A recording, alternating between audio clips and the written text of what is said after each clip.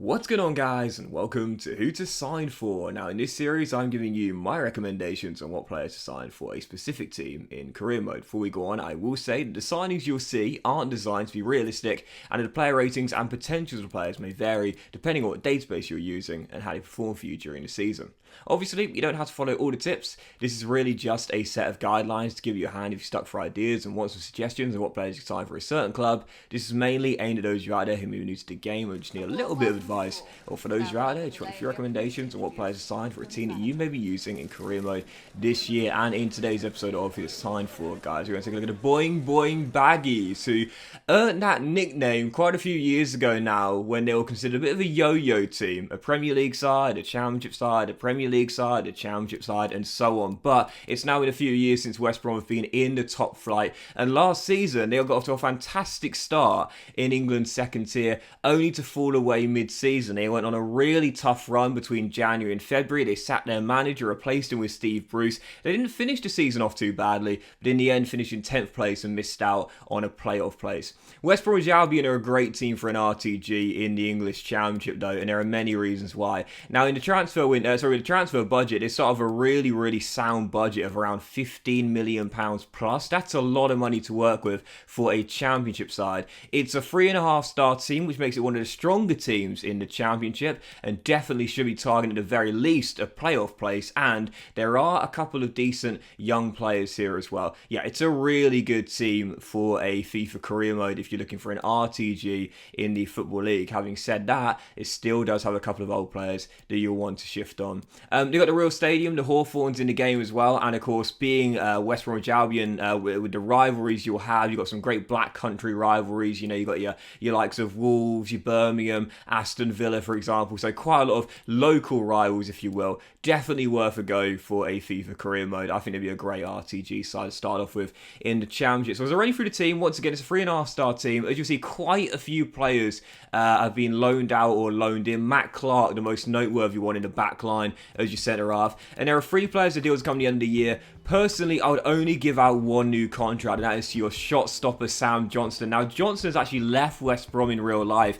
and he's agreed to join Crystal Palace. It's a brilliant pickup for Patrick Vieira, who continues to impress me at Selhurst Park. But in the game, he's still your player, and I would recommend extending the contract. He is 28 years old, yes, but at 75 rated, it makes him the highest rated goalkeeper in the Championship, and he still grows 2 ratings to 77 as he's approaching the prime of his career. So, no doubt about it, keep Sam Johnston here. I'd also swap the positions of Karlan Grant and Callum Robinson as well. Robinson starts off as a striker, Grant starts off as a left winger. West Brom play a 5-2-3, of course. I think personally it would be better to swap those 2 positions around. So Robinson is an inside forward on the left, Grant is a natural out and out striker. So with West Brom, like I mentioned a moment ago there are a couple of decent young players in their team. You've got Daryl Dike, the young American striker who was signed from Orlando City, I think it was. You've got O'Shea, your young centre-back who's pretty decent as well. But you definitely will notice that the team does need to get a little bit younger if you're doing an RTG. There are several players I put on the transfer list. We had Kenneth Zahor, David Button, and also Andy Carroll as well. We're going to sell him back to West Ham for 1.5 mil. And Jake Livermore is also on there as well. Now, these players you will notice have got decent starting ability and good enough to be, if not always in the first 11, then at least on the bench as they're 70 plus overall. That's more than good enough for the Championship. But with West Bromwich Albion, it is of course an RTG. It's not a one and done type of career mode where you win everything in the first season and say, yep, that was fun, now let's move on to the next one. It's a 5 to 7 season project, I would say. So because of that, you look at the likes of someone like Jake Livermore. In the first season, he's in the first 11. He's your starting central midfielder alongside Alex Mowat. At 71 overall, it's not bad, but he's 31 years old. He's only going to get worse. So to me, it's all about building for the future, of course, when you're doing an RTG. So we were going to sell him in the end for 1.2 mil. As you can see, we put both of these deals accepted at the same transfer fee. Andy Carroll going to West Ham for 1.5 mil. You see the Kenneth Zahor deal actually falls through as well. But yeah, you definitely want to sell these guys in the first season. Your starting budget is pretty decent, so you don't need to raise the money, if you will. But what you'll notice is these players are on around £20,000 to £30,000 a week. That's a lot of money to be paying for a Championship side, for a player who doesn't have that much starting ability and also has no potential whatsoever. So yeah, you definitely think, financially financially speaking, it's best to sell them for as much as you can get in the first season and look to reinvest in the younger players. So our replacement for Jake Livermore was going to be this guy, and if you watch my Who to Sign For episodes, you'll know I sign him in about 80% of the episodes I do. Why is that? Well, I've mentioned before, and I'll say it again, he is the best, yes, the absolute best budget utility player in the game. Bold statement, stand by it. It's Bezoa of Vitesse. Now, this guy you can get him for under the valuation. We spent 7.25 mil plus Adam Reach, our backup left back.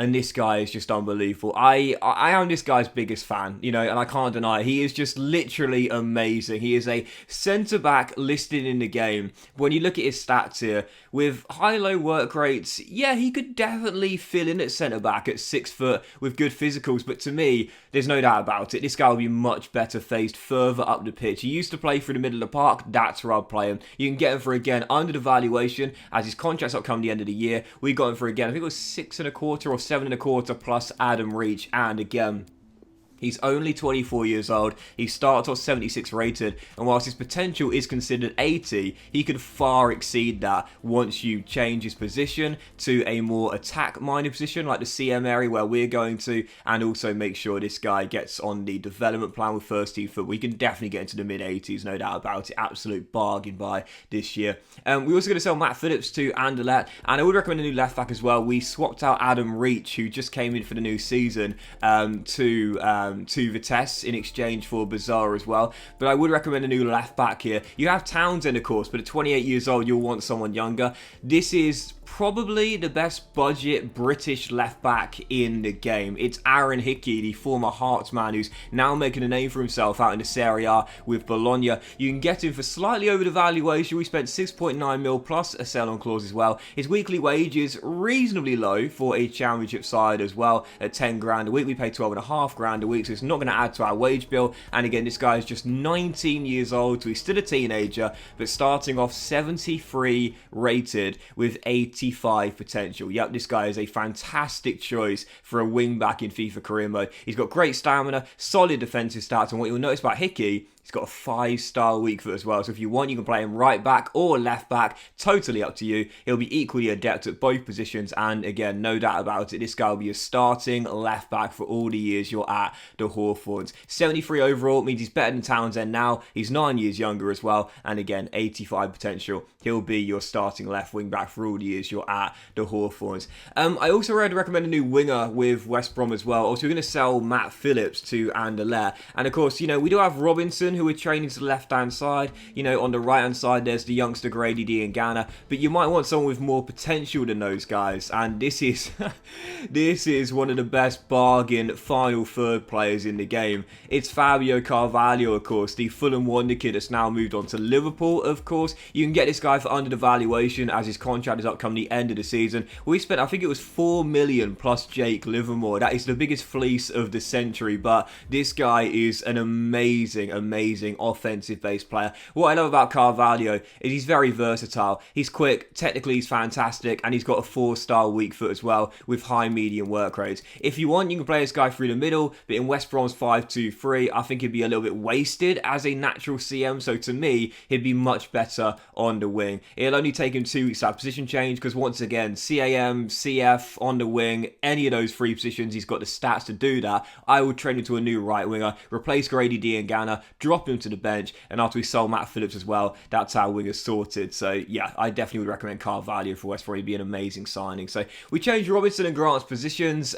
Grant did stay at 73 overall, but Robinson grew a rating, now trained to play on the left-hand side. The reason I recommend that is quite simple. Carlin Grant to me is a little bit more physical than Callum Robinson, so in this 5-2-3, I think he'd hold his own a bit more as the natural out-and-out striker. If Robinson had a partner and you're playing 2 up top, then maybe that would be okay, but if you've got just one lone striker, it's always best if they're a little bit physical to battle a back line themselves. I think Carl and Grant would be more suited to that role. Robinson, of course, grew a rating to left wing as well, so that's also nice too. And we also signed a new centre-back as well to replace Kyle Bartley. Bartley, always been a really solid centre-half, Kyle Bartley. I've always liked him, but he is now in his 30s, and you'll want to get someone younger with around the same ability, if not better. The guy I'd recommend, yep, whenever I sign Bezoa, I normally sign his mate as well. They're a package deal. Danilo Doki of of Vitesse. You can get this guy for a really cheap deal because like Bazoa is out of contract coming the end of the season. 23 years old, 74 rated. That means he'd be your best centre-half in the team. And again,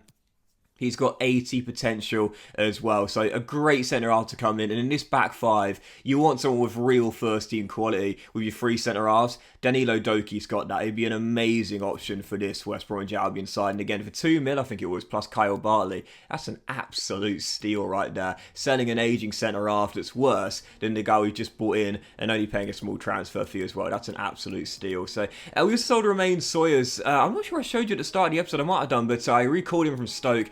Sawyers right now is on loan at the Bet365 Stadium with Stoke City, but I would recall him. He's 29 years old, and quite frankly, a 71 overall. He's got the ability to be a starter in this team to begin with, but his contracts are coming the end of the year when you recall him. So what I would do personally is recall and then sell. There's no point in him being out on loan at Stoke City right now. They're a division rival. They're paying his wages, yes, but ultimately, at 29 years old, he's not going to get any better. So you might as well recall him for a small transfer fee. Either have him as a backup central midfielder for Alex Mowatt and Bazoa, who we signed, or sell him, get the cash, and look to reinvest in a younger player. In the end, I opted for the latter. There's no point in being loaned out right now. If you're managing a team with a small-ish budget, and you notice you've got players out on loan that are in their mid to late 20s, or even in their 30s, recall and sell. If you don't plan to use them, recall and sell, because having them out on loan is practically meaningless, really. So the player I'd replace Sawyers with was this guy right here. I've been a fan of this guy for a while, but I'm not sure he's really developing, at least not in the game. It's Lewis Ferguson of Aberdeen in Scotland. This guy's a really solid young midfielder, though. Now, he starts off 70 rated at 21 years old. He's got 80 potential, so grows 10 ratings as well. We picked him up for a small-ish transfer fee of 3.25 mil, plus our aging goalkeeper. Was it 3.25 mil? Maybe not. 3.5 mil? Something like that. But 3 point something mil anyway. 3.5 mil? 3.5? No, okay, fair enough. 3.7 mil. I think it's probably what I had to pay. But plus David Button as well. That's not much over the valuation. And of course, David Button is a senior goalkeeper here who we don't really need. There's a young goalkeeper out on loan right now, Griffiths, with okay potential. Pretty solid potential, actually. And not a bad starting overall either. So if you want, you can sell David Button and recall Griffiths for his loan spell, or bring in a young goalkeeper to be understudy for Sam Johnston, which is what we chose to do. There's no point in keeping David Button. No, he's out of contract come the end of the season. He's in his 30s. You might as well sell and bring someone else in instead. So we gave him to Aberdeen, I should say, and that softened transfer fee. 3.6 mil is what it was in the end for Lewis Ferguson, and Ferguson would be an amazing fit for West Brom as well. Very simple reason: 91 stamina, high work rates, 4-star weak foot. Now, if you're playing a 5-2-3 and you've only got two natural midfielders, they are going to be exhausted come full time because they've got to cover so much ground through the middle of the park with very little support. There's only one man to the left or the right that they've got in their support, if you will. So yeah, you need players with high stamina through the middle, and Lewis Ferguson with 90 stamina has got that with the high work rates as well. So he'd be an amazing fit for West Brom, and again, he grows 10 ratings to 80 with the 80 potential as well. So definitely worth picking up. And one of the final signings I made was this guy right here, Jay Stansfield of Fulham, obviously back to the Premier League for next season. This is a really young, talented English striker, 18 years old, starts off 63 rated, but you can get him for just under the valuation of £1 million. He's a really solid young striker as well. In this West Bromwich Albion team, obviously you've got a couple of aging strikers in Andy Carroll and Kenneth Zahor. You're going to sell them both in the first season. You want someone with good young talent for the future. Carlin Grant's 23, so he's not too old, and obviously Daryl Dyke grows nicely too, but you'll want someone else as well for the long-term future, if you will. Jay Stansfield is that guy. He shows great potential, can get into the mid-80s, and again, at 63 rated to begin with. In the first couple of seasons, not going to do much for you, but long-term, you'll be one of your starting strikers, if not coming off the bench. Definitely worth picking up for the long-term future with West Brom. And the final signing I made was that new backup goalkeeper. Once again, you've got Griffiths out on loan right now, so if you want, you can just recall him and have him as your backup for Sam Johnston, but to maximise his development, I'll keep him out on loan, getting first team football and bringing a young goalkeeper for the future and a decent understudy for Sam Johnston. That guy, James Trafford. I love him in this FIFA career mode, I really do. He's on loan from Man City in real life. In fact, he's just agreed to join Bolton again for next season, so that's going to be 2 straight years of the Macron. Is it still called the Macron? Bolton Wanderers anyway. You can get this guy for under the valuation because his contract coming the end of the year, and he's got 78 potential at 18 years old. old as well. So we got him for just £10,000 plus an aging Kenneth Zahora as well. So that's an absolute bargain buy right there for the young shot stopper. Currently on loan from Man City again in real life, but in the game listed as a permanent Bolton Wanderers player. And the final signing I made, I forgot to make one more signing here, was Miguel Aziz. Didn't have a full scout report on the guy, but this is just for a cover. You'll notice with West Brom, there's not many central midfielders here. Considering they only play a 5-2-3, that does kind of make sense. But there's not many actual natural CMs with West Brom. And of course, we sold two of them in Jake Livermore and Romain Sawyers as well. Yes, we got Bazoa. Yes, we got Mowat. Yes, we got Lewis Ferguson as well. But you'll want someone for emergency cover in the reserves. And you can get this guy for under £1 million. And he's a young talent with potential for the future, with his contract coming the end of the year. His name? Miguel Aziz. Arsenal have got two really good young English CMs who in the first season you can get for under the valuation as their contracts are coming the end of the year. There's Charlie Patino, who I'm sure you've all heard of, and then perhaps a little bit lesser known Miguel Aziz as well. But both are really solid. They're in the low to mid 60s for their starting overall, but they've both got plus 80 potential. So for the long-term future, for under £1 million, definitely worth picking up. So West Brom in the end, we sold those aging players. Andy Carroll, David Button was swapped out, as was Kenneth Zahora as well. But a young talent coming in, all in their teens, apart from Danilo and Bazoa, who are in their mid-20s. And we improved this first team and made it much younger as well. Bazoa and Danilo and Hickey all going into the first 11. On the bench, we've now got Lewis Ferguson as well through the middle of the park. And then for the long-term future, the likes of Trafford, Aziz and Jay Stansfield as well. We made this West Brom team a lot younger in the first season. The question was, could we gain automatic promotion and reach the last 16 in the FA Cup? Tough objectives, but for a 3.5-star team that's gotten younger with good potential, it's definitely doable. So as per usual, we would simulate to the end of the season, see if the Baggies could do that and improve on the 10th place finish they had last season in real life. And as you can see,